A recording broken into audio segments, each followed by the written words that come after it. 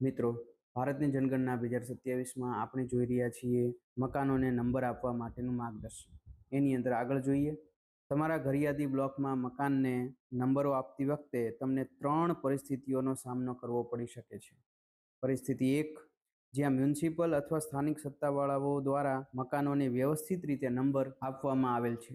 બીજી પરિસ્થિતિ છે જ્યાં ખુલ્લી જગ્યા માટે મિલકતના આધારે નંબર આપવામાં આવેલ છે, પરંતુ એવી ઘણી જગ્યાઓ છે જ્યાં મકાનો હજુ સુધી બનાવવામાં આવ્યા નથી, અથવા જ્યાં મકાનોના નંબર અસ્તિત્વમાં છે પરંતુ અપૂર્ણ છે અને વ્યવસ્થિત નથી.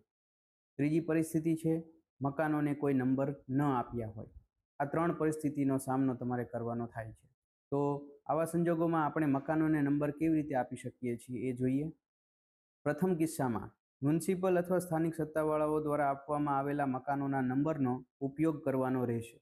જો કે મકાનોને નંબર આપ્યા પછી બનેલા નવા મકાનોના સંદર્ભમાં તેમને પેટા નંબર અથવા નવો નંબર આપવો જોઈએ. ઉદાહરણ તરીકે, જો કોઈ મકાન નંબર વગરનું મળી આવે અથવા 10 અને 11 નંબરવાળા મકાન વચ્ચે નવું મકાન આવતું હોય તો તેને 10/1 તરીકે નંબર આપવો જોઈએ, જેનો અર્થ એ થાય છે કે મકાન નંબર 10 પછી એક અલગ મકાન બનાવવામાં આવ્યું છે.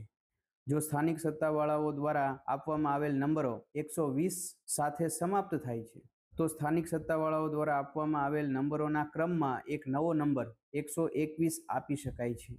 બીજી અને ત્રીજી પરિસ્થિતિ કે જેની અંદર વ્યવસ્થિત નંબર નથી અથવા તો કોઈ નંબર જ નથી, આવી પરિસ્થિતિમાં તમને મકાનોને જનગણનાના નંબરો પૂર્વક CN લખીને આગળ નંબરો આપવાની સલાહ આપવામાં આવે છે. એટલે કે તમારે જે તે મકાનને જે નંબર આવે છે એવી રીતે ક્રમશઃ નંબર આપવાનો છે અને આગળ તમારે CN સેન્સસ નંબર એવી રીતે લખવાનું છે. CN પછી મકાન નંબર આવશે. આભાર.